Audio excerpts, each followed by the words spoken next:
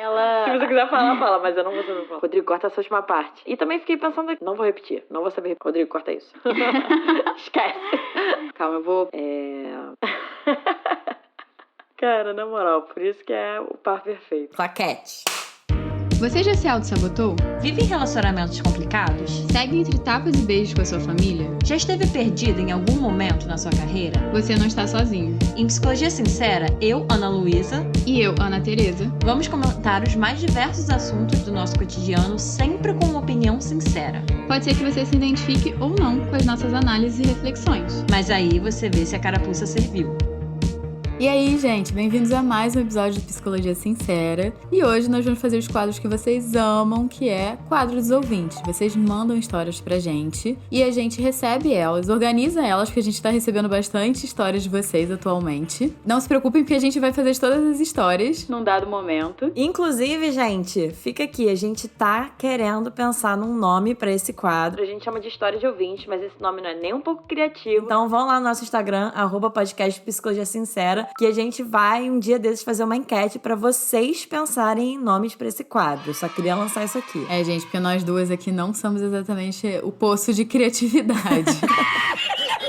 Então, pra quem chegou aqui de paraquedas, né, como é que funciona esse quadro aqui do nosso podcast? Vocês mandam histórias e elas vão ser anônimas, elas vão ser contadas aqui pela gente de forma anônima. Se tem nome, a gente muda, se tem nome de local, a gente também muda ou não fala, né, porque dependendo não é tão relevante assim pra história. E aí, a gente junta histórias similares pra o episódio, assim, ter um começo, meio e fim, né, ter um foco. Então, a gente pega histórias que se conectam, a temática se conecta, e aí a gente faz uma análise dessas histórias, análise de o que a gente daria de conselho, o que a gente pensaria, né, se a gente fosse um pouquinho a psicóloga de vocês, estaria ouvindo essa história que vocês estão mandando pra gente. E aí, se vocês quiserem participar, se vocês quiserem mandar histórias, vocês podem ir no nosso e-mail, podcastpsicologiasincera@gmail.com, mandar essas histórias por lá, a gente sempre responde. E vocês também podem mandar pelo nosso direct do Instagram, no @podcastpsicologiasincera, que estamos lá, pode mandar no nosso direct, a gente responde. Também a gente tarda, mas a gente responde. E o tema do episódio de hoje, que é o que vocês provavelmente já estão esperando, ouvindo eu falar há 2 minutos, é sobre psicologia. Acaba que muita gente, né, do mundo da psicologia, tanta gente de fora quanto a gente do mundo da psicologia, segue a gente. E a gente recebeu algumas perguntas, assim, sobre tanto a nossa profissão do psicólogo, por outro psicólogo que mandou pra gente uma história, quanto também de outra pessoa que pensa em fazer psicologia. Então vai ser um episódio, assim, muito dedicado ao mundo da psicologia, assim. A gente vai falar da nossa profissão, vai falar dessa escolha profissional, né? Será que vale a pena ou não fazer psicologia? Então vai ser um episódio focado um pouco sobre isso. Mas eu acho que a gente vai dar umas dicas bem relevantes, mesmo pra quem não for da psicologia. Com certeza, eu ia falar isso, né? Pra galera que não só se interessa sobre os temas amplos, né? Que a gente fala da vida, relacionamento, amizade, trabalho, autoconhecimento, tudo isso a gente fala com esse respaldo, com esse olhar da psicologia. Hoje a gente vai falar mais sobre a psicologia especificamente. Então, quem se interessa e quem tem até essa curiosidade, quem pensa em fazer psicologia ou quem faz, enfim, gente, esse episódio aí é pra vocês. A gente vai falar dessas histórias muito a partir desse lugar, né? Talvez como funciona um pouco na prática a nossa profissão e nós, né? Como que a gente lida com isso Emocionalmente falando, psicologicamente falando, porque psicólogo é ser humano, gente, como qualquer outro. Nós somos iguais. Então, vamos começar com a primeira história? Bora! Oi, Anas, como vão? Estou acompanhando o podcast há pouco tempo, mas tenho refletido muito no que vocês dizem e tem me ajudado. Bom, o meu problema é muito ligado com me cobrar demais. Faço terapia há uns 9 anos, mudou radicalmente a minha vida, estou muito melhor em vários aspectos, mas a autocobrança é uma coisa muito difícil para mim até hoje. Tenho buscado tentar me levar com mais leveza, só que continuo me julgando, me punindo quando não consigo entregar um desempenho bom, no meu ponto de vista, no meu trabalho. Detalhe, sou psicólogo também. O problema não é só me criticar, mas me critico de uma maneira que não tô conseguindo sair do lugar. Me sinto sem forças para me reerguer e conseguir reagir mesmo. Quero saber de vocês, algum conselho, dica, toque, algo que me ajude a clarear alguns caminhos possíveis para não ser tão carrasco comigo mesmo. Beijos e muito obrigado. gente, eu me simpatizo muito com essa pessoa que mandou a história, porque Eu acho que todas as profissões no geral, muita gente que tá ouvindo aqui deve passar por isso, mas eu também me cobro muito na minha profissão, assim, de entregar um bom atendimento pros meus pacientes, assim, de dar o meu melhor, de estar sempre atualizada. Mas, ao mesmo tempo que eu me esforço muito, né, quando a gente é muito autocrítico ou muito crítico, esse esforço parece que ele tem um peso extra, que a gente mesmo que tá colocando, mas tem um peso extra. Então, eu entendo, assim, o quão difícil é. Eu não sei que área da psicologia esse psicólogo trabalha. Eu assumi que era psicologia clínica, né, aquela psicologia que você trabalha em consultório e tudo mais, mas agora eu tô pensando pode ser outros tipos de psicologia também, ele não especificou. Mas eu acho que nessa profissão do psicólogo é um pouco pesado, porque tem muitas pessoas, assim, que chegam pra mim, né, tem até amigas algumas vezes que vêm desabafar comigo, que a gente coloca um peso muito grande porque o que a gente fala ou deixa de falar influencia no outro. Então a gente tem que ter muita responsabilidade no que a gente fala ou deixa de falar pra um paciente, porque a gente sabe que a pessoa vai levar em consideração o que a gente tá falando e pode até tomar decisões sérias de vida com base no que a gente fala, né, gente? Então é realmente uma profissão muito séria. Eu entendo a pressão envolvida nisso, mas eu já achei ótimo o que você falou. Eu não consigo entregar um bom desempenho do meu ponto de vista. Achei isso muito importante. Maravilhoso, estrelinhas. Com certeza. Porque me parece que você é uma pessoa muito autocrítica. Isso eu chuto. Que deve ter muito a ver com a sua família, como você foi criado. Muitas vezes o que você tá entregando, assim, 150% e as pessoas só querem 90% de você. Isso provavelmente deve ser um padrão, assim, não só na sua profissão, imagino, mas em várias coisas que você faz ao longo da sua vida. Eu acho muito difícil a gente só se cobrar na nossa profissão e não se cobrar em mais nada. E eu vou dar, assim, um conselho pra, se você é psicólogo clínico, que nem eu, você respirar fundo. Não sei quanto tempo você tem de carreira, mas faz parte, muitas vezes, você sentir que você não tá dando conta, você sentir que o paciente não tá melhorando. E um segredo, assim, que eu tenho pra falar é que a terapia é do psicólogo, sim, mas também é do paciente. Então, algumas vezes, se você tá ali se esforçando e tudo mais, você tá sentindo que a terapia tá emperrada, você pode estudar, mas o paciente também tem que colaborar. Com certeza. E eu acho que tem alguns pontos importantes pra falar sobre esse caso, né? Porque ele não falou, por exemplo, quantos anos ele tem, há quanto tempo ele tá formado, mas eu acho que isso é uma coisa que, num geral, pessoas autocríticas que Eu diria que tem uma correlação muito grande com pessoas perfeccionistas. não sei se é o seu caso, ouvinte, mas, num geral, eu diria que o processo de aprendizagem é mais difícil, entre aspas, para essas pessoas, justamente pela questão da autocrítica. Porque, gente, aprender é um processo como a maior parte das coisas nesse mundo e nessa vida. E é muito o que a Ana Teresa falou mesmo. A nossa profissão, assim como outras, né, que lidam, tem um nível de responsabilidade muito grande, né? Tem uma influência muito grande na vida de quem a gente tá ali, com quem a gente tá trabalhando. Existe sim esse grau de responsabilidade e tem coisas que a gente pode fazer para nos proteger de certa forma ou ajudar mesmo no nosso desempenho e no nosso processo de aprendizado enquanto psicólogos, né? Então eu pensei, fazer uma supervisão, fazer uma boa supervisão, né? Fazer uma se for a clínica, no caso, assumindo que esse psicólogo atua em clínica, mas você poder estar em contato com profissionais mais experientes, se você atende no consultório, você fazer a sua terapia também é muito importante, você fazer uma formação, você tá em contato com outros profissionais. Então, assim, tem coisas que podem ir te ajudando nesse processo e podem respaldar, né, e ajudar no sentido da qualidade do seu trabalho, mas é muito importante você e todos nós, né, entendermos que aprender é um processo e você vai errar e você vai melhorando e você com, sei lá, 5 anos de experiência Em qualquer área, né, gente? mas assim, na psicologia é muito diferente de um psicólogo com 20, 30 anos de experiência, né, Ana Teresa? Então, para nós, muito autocríticos, é muito importante ter isso sempre em mente, assim. Cara, eu estou aprendendo, estou sempre aprendendo. Não é ficar de pernas pro alto e você errar e não ligar, porque é isso, a gente tem um impacto na vida da pessoa. Mas é saber dosar, sabe? Não é nem de uma forma completamente irresponsável, mas também não é nem ir pro outro lado de pesar demais a mão em você. Senão, o que pode acontecer é o que você descreveu, né? Que é você paralisar. Você não tá nem lutando nem fugindo. Parece que você tá paralisado nisso, né? E isso que a Ana Luísa falou, assim, concordo demais com tudo que ela falou. Tô pensando até aqui, como psicóloga, né, como é que eu posso te acolher como profissional de profissão, né, também. E uma coisa que eu acho que vale a pena falar tanto pra quem faz terapia, pra quanto quem conduz a terapia, né, que é o psicólogo, que é um trabalho em conjunto. Então, assim,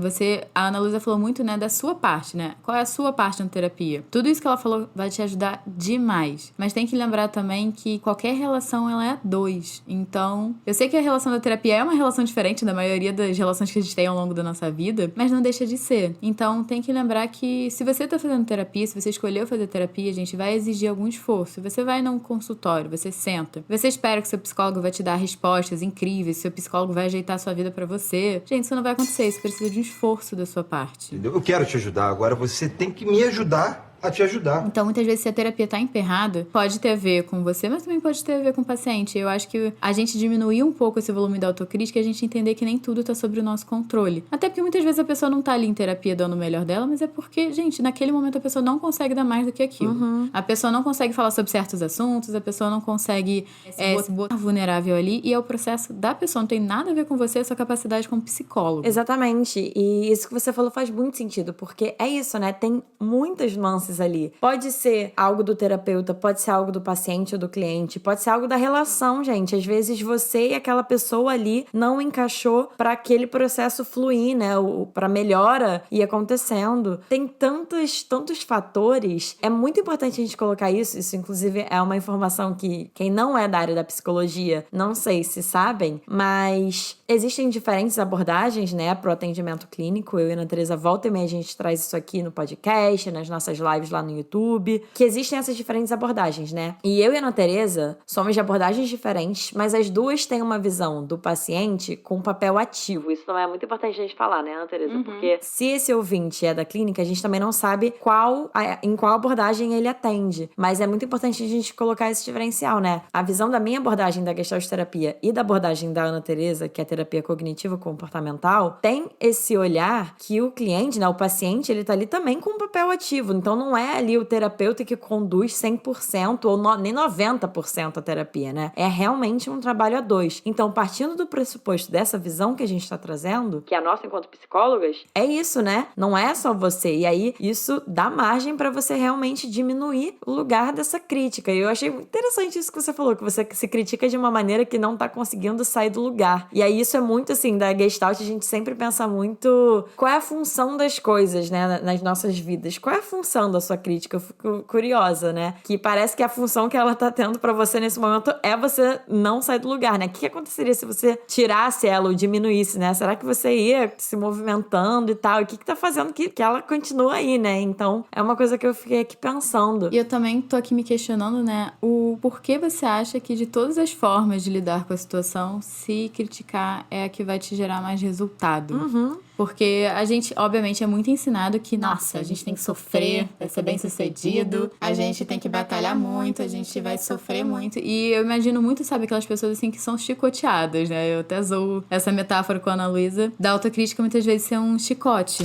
Eu fico pensando, né, que as pesquisas atualmente em psicologia, principalmente na minha área, falam que, na verdade, quanto mais, com mais delicadeza, mais gentileza, mais compaixão, né, que a gente usa a palavra compaixão, mas não necessariamente é uma palavra que as pessoas vão entender no sentido teórico da psicologia. Pessoas que se tratam com mais compaixão, que são mais amigas de si próprias, elas têm resultados melhores de quem se trata com autocrítica. Não porque essas pessoas erram menos, essas pessoas fazem tudo perfeito, mas essas pessoas estão planejando que vão errar e elas vão saber se acolher quando elas errarem. Quem é autocrítico não planeja quando erra e não aceita e se cobra e se maltrata quando erra. Eu acho que esse é o grande diferencial mesmo, né? De pessoas que têm esse nível de aceitação maior em relação ao erro e pessoas muito autocríticas. Porque, no geral, a autocrítica vai levar pra esse lugar da paralisação. Isso até me lembra o nosso episódio Como se motivar sem crítica com a Érica Leonardo. Ela fala um pouco sobre isso, né? Vocês podem ir lá ouvir esse episódio que a gente fala... assim,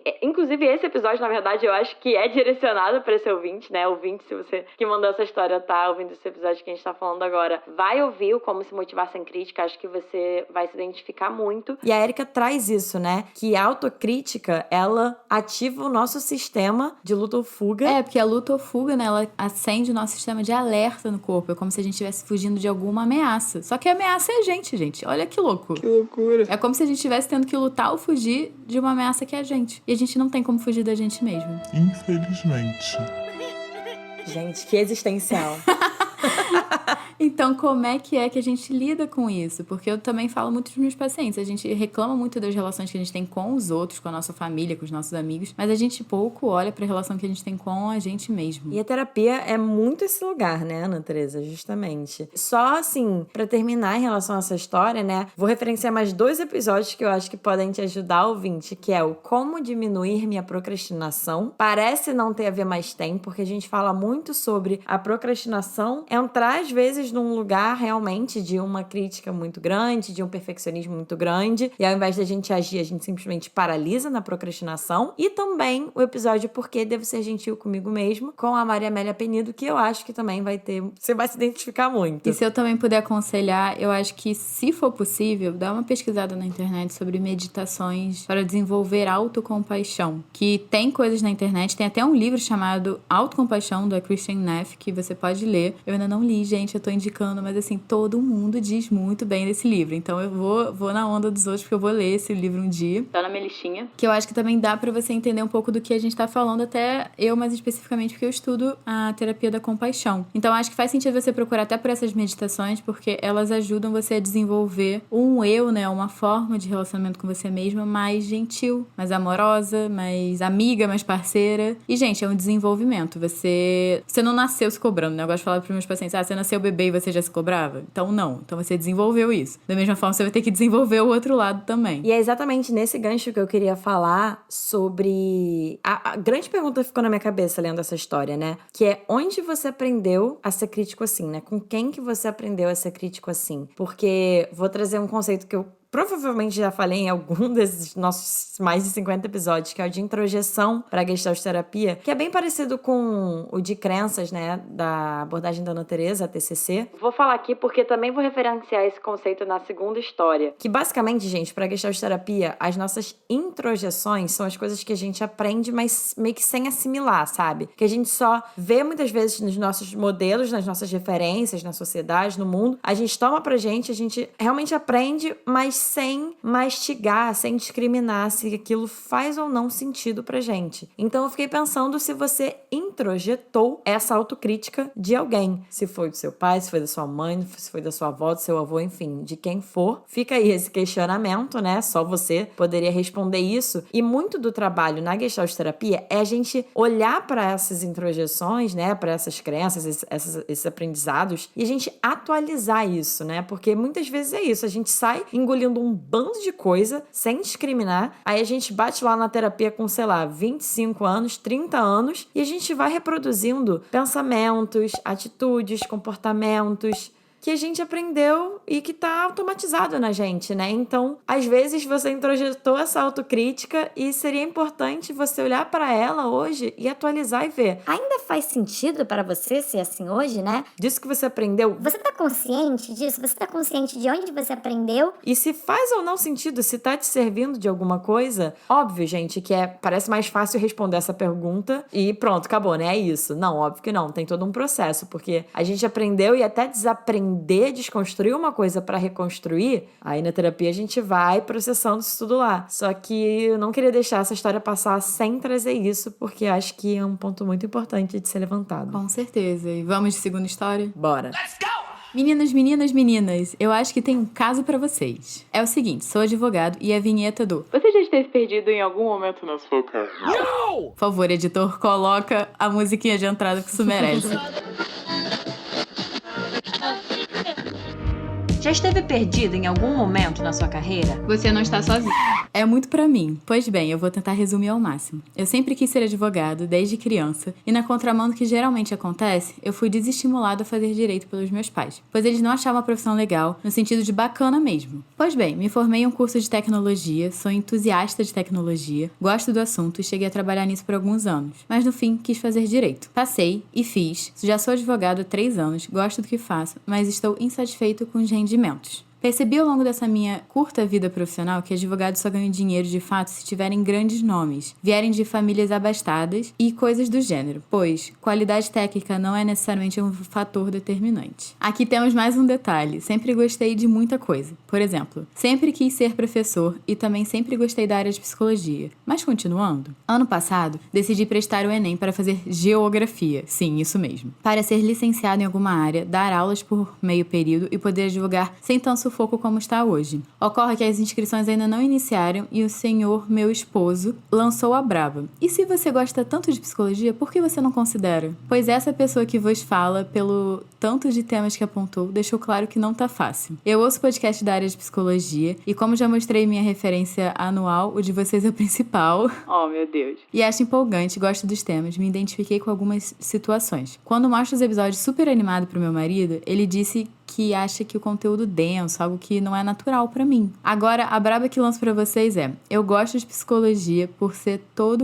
fudido, cheio de traumas e me identificar com todo o problema que eu ouço, principalmente nas questões familiares, família controladora, sexualidade, aquele como todo. Ou eu realmente gosto de psicologia como profissão? Do nada me bateu essa dúvida e talvez seja uma questão de ser explorada por mim na terapia, que é amanhã por acaso. Ou quem sabe por vocês também. Por que não? Então, eu vou começar referenciando o conceito que eu acabei de falar na última história, só porque esse finalzinho aí que ele trouxe pra gente responder essa dúvida. Vocês lembram quando eu falei sobre isso, de introjeção, que a gente pega as coisas dos outros, né, engole as ideias dos outros sem assimilar e tal? A Gestalt terapia também traz um pouco perfis de pessoas, digamos assim, né? E um desses perfis são pessoas introjetivas, isto é, pessoas que têm essa tendência... Bem na prática, gente. Aquela pessoa que muda de opinião o tempo todo, que escuta o que o outro falou e já toma como como a sua própria opinião, e aí escuta outra opinião e fala, não, mas na verdade é isso aqui e tal. E, num geral, essas pessoas têm pouca referência própria do que de fato faz ou não sentido pra elas, do que elas gostam ou não de fato. Óbvio que com uma história eu não tô num lugar de poder falar, nossa, essa pessoa é introjetiva, até porque o nosso lugar não é rotular as pessoas e agir a partir disso, mas ter um norte também, né? Mas a gente precisaria de mais informações pra isso. Só que com algumas coisas que esse ouvinte falou, eu já fiquei nessa dúvida assim.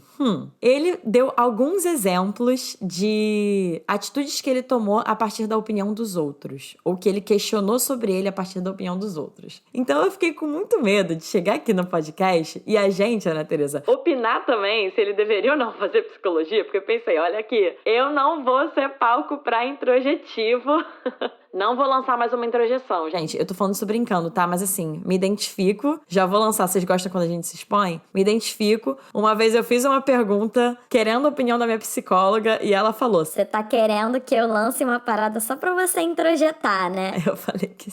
Sim, era exatamente isso que eu queria. Então, ela se negou a fazer isso e eu vou negar aqui também. Então, gente, vocês acabaram de ver um pouco como um psicólogo funciona. A gente traça como vocês funcionam e com base nisso a gente age pra ser terapêutico. Então, não é terapêutico pra você a gente te dizer o que fazer. Pra outra pessoa, pra outro paciente, pra outro ouvinte, talvez seja interessante. Pra você, não vai ser terapêutico. Então, vamos lá, né? O que eu tenho pra falar desse caso? Me pareceu muito que... Quem é que tava com o controle remoto da sua vida pra tomar essas decisões de carreira? Perfeita. Porque eu tô pensando assim, você foi tomando várias decisões com base no que outras pessoas foram te falando. Eu entendo quando a gente é muito mais novo, gente, essa época de vestibular é horrível, gente. A gente não tem a menor noção de mercado de trabalho, a gente não tem noção nem do que a gente gosta direito, nem como pessoa, assim, pensando, sabe, quem era eu com 18, 17 anos? Pelo amor de Deus. E eu tenho que tomar uma decisão que vai impactar, sei lá, os próximos 5 anos da minha vida, os próximos 4 anos da minha vida, tirando toda a pressão, né, que fazer faculdade, fazer vestibular, ter uma profissão envolve. Então,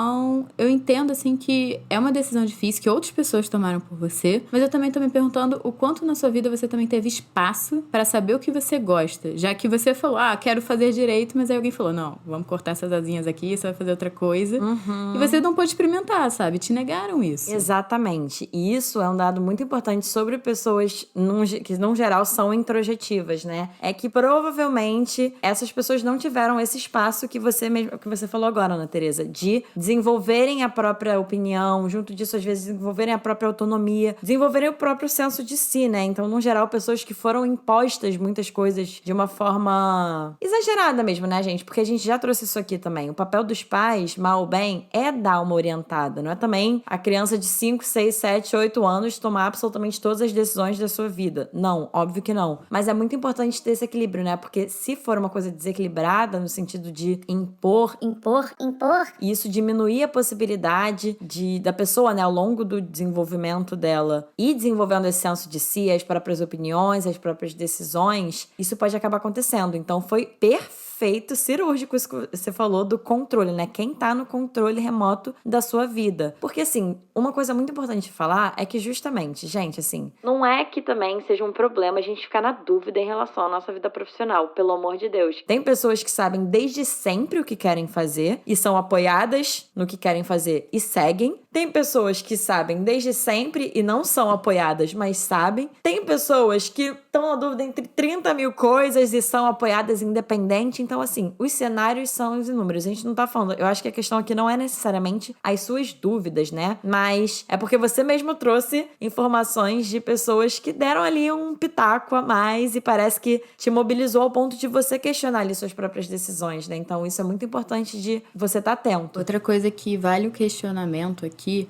é o que está potencializando você tomar essa decisão de sair do direito ou fazer direito em meio período. Você falou que se frustrou em relação à sua vida profissional, o quanto você ganharia, até essa questão de salário mesmo. E eu tô me perguntando assim, o quanto você acha que essas outras profissões que você vai se especializar e vai dedicar anos da sua vida também vão ganhar. Porque muitas vezes a gente vai tomando atitudes um pouco mais impulsivas e a gente não leva em consideração para entender o que é que tá afastando a gente de fazer direito. Porque você me mostrou que você quis fazer direito. Você fez tecnologia, não gostou, correu atrás de fazer direito, se formou, tá 3 anos formado. Então, assim, tá tudo bem você se sentir frustrado nesse primeiro momento, que é o início da carreira. Eu sei que networking e tudo mais faz muita diferença sim no mercado de trabalho, não vamos ser hipócritas em relação a isso, mas eu acho que não é o único meio que você pode crescer dentro de um mercado de trabalho. Então, você, por exemplo, desistir de algo que você se esforçou tanto para conseguir, porque você tá se frustrando nesse momento de carreira, eu acho que também é algo de coisas para você ponderar, gente. Começo de carreira é muito frustrante. Eu não sei quantos anos você tem, você deve ser novo, mas muita gente, assim, fala um pouco mal da geração millennial, né, da geração Z, mas de até certo fato eu entendo, porque a gente tem muito a imagem de que se eu fizer escola, se eu fizer faculdade e eu for esforçado, um bom aluno, eu vou ter um emprego e eu vou ser bem pago. E, gente, a vida não funciona nessa linearidade, infelizmente. Então é um pouco a gente não idealizar o que é estar no mercado de trabalho. E cada profissão tem um mercado de trabalho também. Você já viu como é que é lá fora, Murray? Com certeza. E mais uma vez, a gente não tá falando isso aqui para esse ouvinte, gente. Eu vou reforçar isso 30 mil vezes até o episódio acabar. A gente não tá falando isso com a intenção de te tendenciar a nada, mas até porque outro dado importante, assim, sobre a nossa profissão enquanto psicólogas, na verdade, é muitas vezes servir como espelho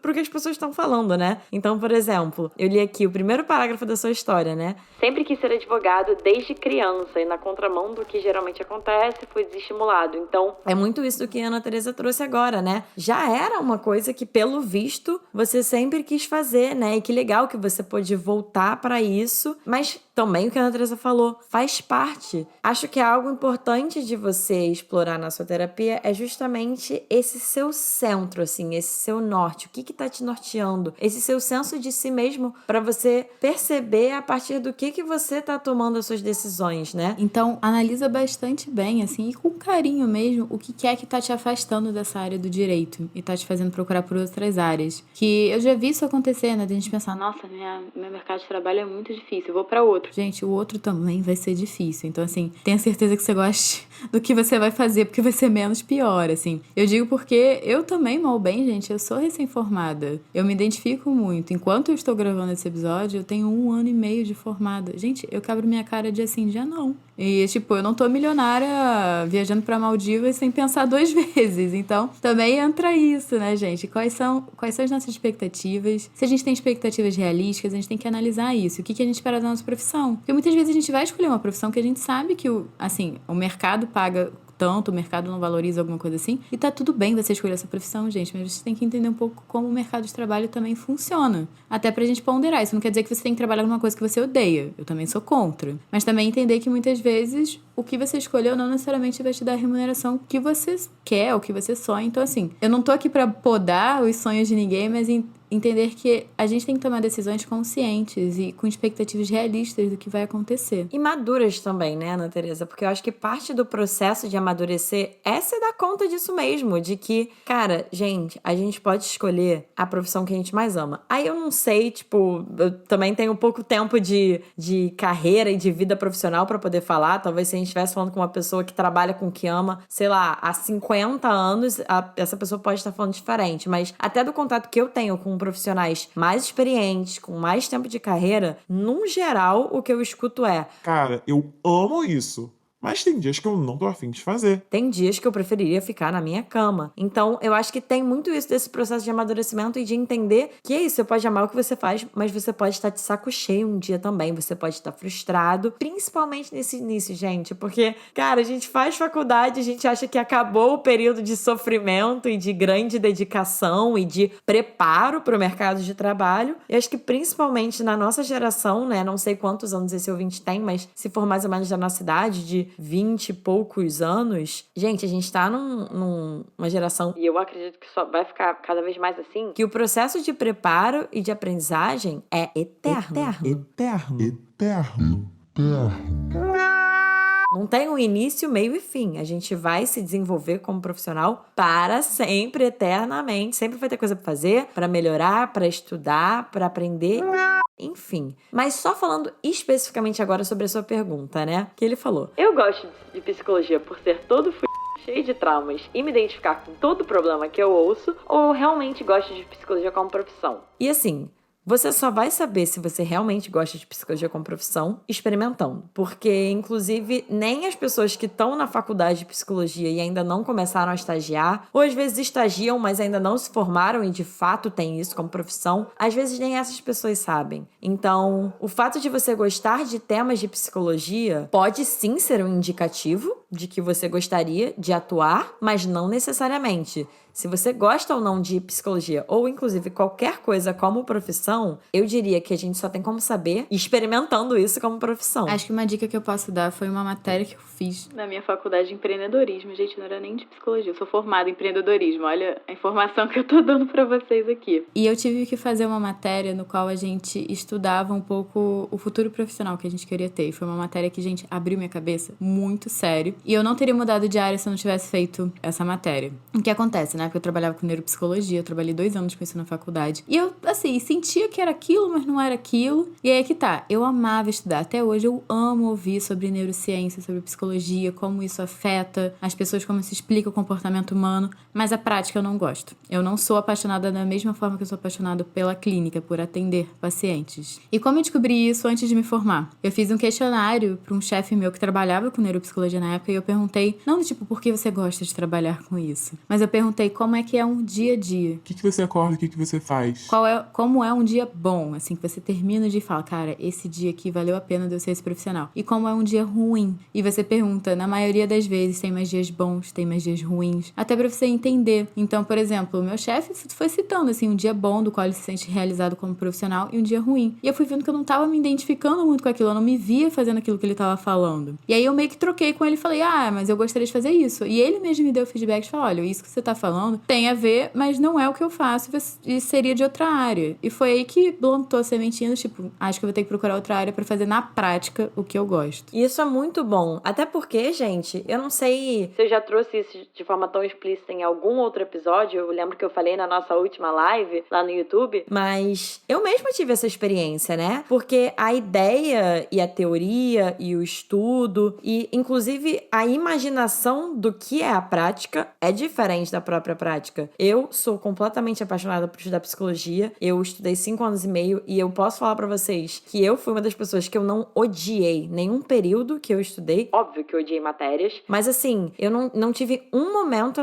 nos 5 anos e meio de faculdade de psicologia que eu não tava gostando do que eu estava estudando num geral. E eu achava que eu queria a clínica, né? Eu tinha experiência como paciente, porque eu fazia terapia há um tempo. Eu conhecia pessoas que já estavam atendendo, fazendo, então eu ouvia sobre e eu imaginava como seria, imaginava que eu fosse gostar. Quando eu comecei a atender na prática, de alguma forma aquilo não estava mobilizando, não estava sendo como eu achava que seria. E assim, eu tenho a experiência de fazer outras coisas, profissionalmente ou não, e eu sinto e eu sei quando eu tô gostando de alguma coisa. E eu tive a experiência de atender no consultório particular individualmente, né? Eu e um paciente. No caso ali naquela sessão, né? Tive isso com diferentes pessoas e eu sentia que eu não tava gostando. Eu já conhecendo mais ou menos como é que eu funciono e como é que eu fico quando eu gosto de uma coisa, eu vi que não tava enxergando isso em mim. Então, assim, é frustrante mesmo, né? Eu até me identifico até certo ponto com a sua história, no sentido de dúvidas em relação à vida profissional e tal. E assim, é tentativa e erro. É só fazendo que você vai saber. Mas assim, ponderando muito e sentindo e experimentando, mas que essas decisões sejam a partir de você. Por exemplo, essa minha dúvida em relação à clínica, né, individual, não foi porque eu ouvi alguém falando sobre, não foi porque alguém chegou pra mim e questionou. Eu tive a minha experiência, eu experimentei, eu senti e eu tomei essa decisão a partir de mim. Então isso é muito importante também para pessoas com tendências introjetivas, né? Mas assim, respondendo mais uma vez a sua pergunta... Isso é até uma brincadeirinha que eu tenho em relação a estudante de psicologia e psicólogo, tá, gente? Eu arrisco dizer que 99% das pessoas que decidem fazer psicologia são as pessoas que são, sim, todas fudidas, cheias de traumas e que se identificam com todos os problemas que ouvem. Caso encerrado! Essa aí é a minha estatística... Fonte vozes da minha cabeça. Mas isso é um meme que a gente tem, né? Que, cara, a galera que decide fazer psicologia não tá bem da cabeça, mas tá tudo bem. Olha, minha teoria é que todo mundo que faz psicologia tem questões familiares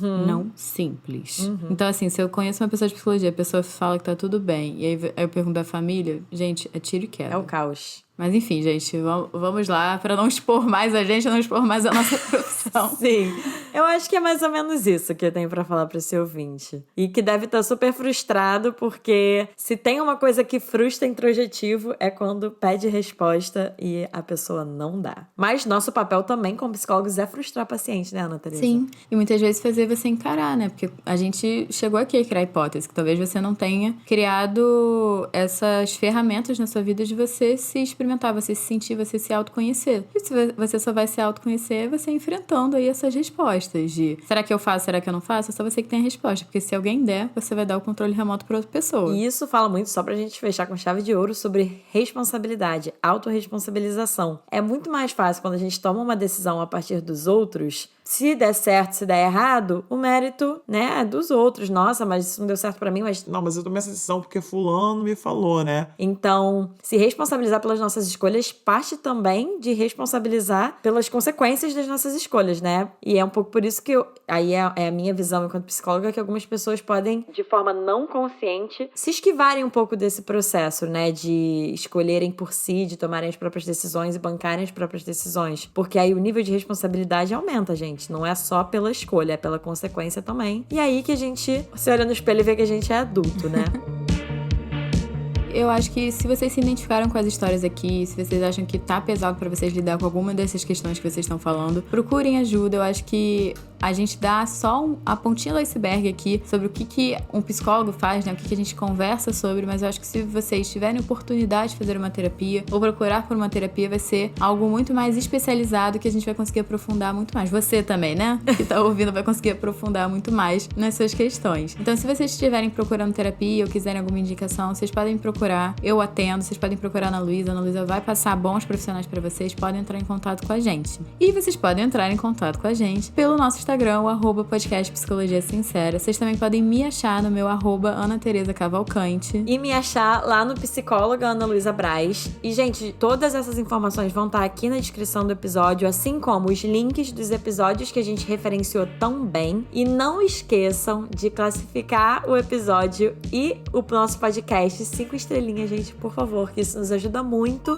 E outra coisa que nos ajuda muito é quando vocês compartilham os nossos episódios nas redes sociais de vocês. Então, se vocês quiserem, se vocês gostarem do conteúdo que a gente tá produzindo aqui pra vocês, compartilhem, façam que a galera saiba da nossa existência aí e vamos crescer junto. E não deixem também de seguir o nosso podcast pra vocês ficarem sempre ligados nas novidades e os novos episódios que vão sair, pra vocês não perderem nada. E vocês podem ver que a edição de áudio desse episódio maravilhosa foi feita pelo Rodrigo Moreno, e o link pra vocês entrarem em contato com ele, descobrir um pouquinho mais sobre ele, o trabalho dele, também vai estar aqui na descrição do episódio. E é isso, gente. Um beijo e até o próximo episódio.